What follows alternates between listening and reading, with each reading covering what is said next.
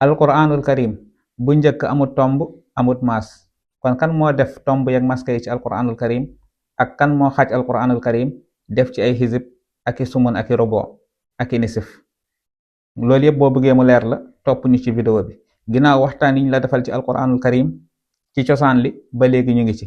tey nag dañuy dëkk ci ñan ñoo def ci alquran ay tomb def ci ay maska ak yi ñuy demee. ku ne xam ne ni alquranul karim ci jamono yenent bi alayhi salaatu wasalaam ba ci xilaafa sayidna abu bakrin ak sayidna omar ak sayidna usman alquran amutoon ay tomb ak i maas. kañ lañ def ci alquran ay tomb ak i maas mooy ci jamonoy xilaaf sayidna ali tàmbalee ko ci atum fanweer ak juróom maanaam 35 ci gàddaay gi yemook 656 ci milaadiya. ci xilaafa sayidna ali nag dafa fekk ay ajam maanaam ay nit yoo xam ne duñu arab ñu baree bari tàmbali nañ dugg ci lislaam. diina lislaam tàmbalee yaatu comme ni mu yaatoo ci jamonoy xulafa ur rashidin yi nga xam ne ñoom ñoo jiitu. waaye ci jamono jooju nag dañoo nemmeeku tam ay yàq yu baree bari ci ñi nga xam ne nekkuñoon ay arab. su ma waxee ñi nga xam ne ay ajam lañ nekkuñu ay arab nag du caage ni nit ñu ñuul ñi kese déedéet, waaye tubaab yeeg chinois yeeg perse yeeg rome yeeg képp koo xam ne doo arab rek ajam lañ lay woowee.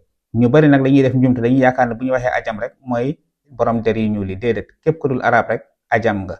gis nga kon nag jamono jooju nga xam ne ay ajam yi baree bari dugg nañ ci diin lislaam dañoo tàmbali nemmeeku ay yàq ci alquran ci façon njàngin yoo xam ne yu wute la. su ko defee nag sayidna ali ibn abi talib daa di sant taalibeem bii nga xam ne moom la ñuy wax abi aswad ad-du'ali comme ni mu ko santee woon ngir mu defar lii nga xam ne mooy xam-xamu naxu muy grammaire arab nga xam ne moom mooy ki nga xam ne moo ko njëkk a defar.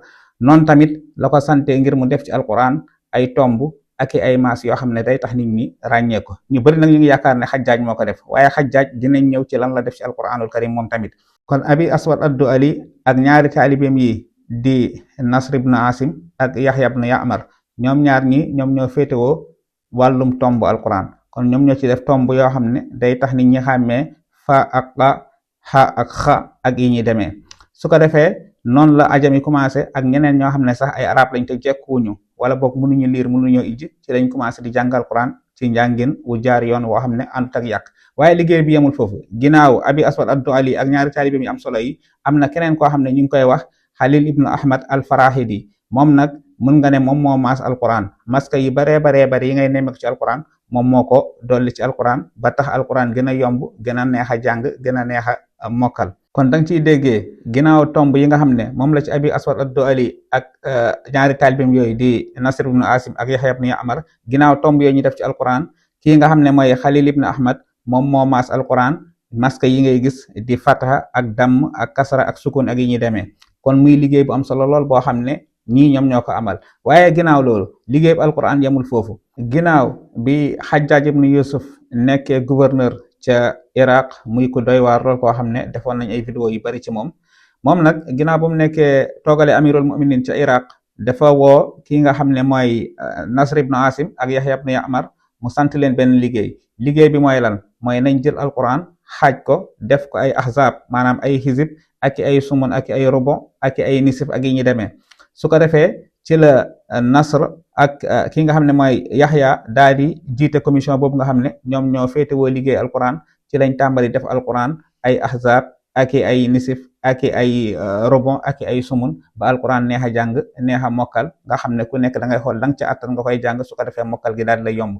kon nii la maska yi ak tomb yi ak xizib yi ak sumun yeeg rubu yi nii la ñëwee ci alquranul karim ci ndimbaluk saxaaba bi di sayidna ali ak taalibeem yi dalee ko ci abi aswad ad-du'ali ak yaxya ak ki nga xam ne mooy nasr ak xajjaaj ibnu yusuf mi nga xam ne moom it amal na ci taxawaay bu am solo.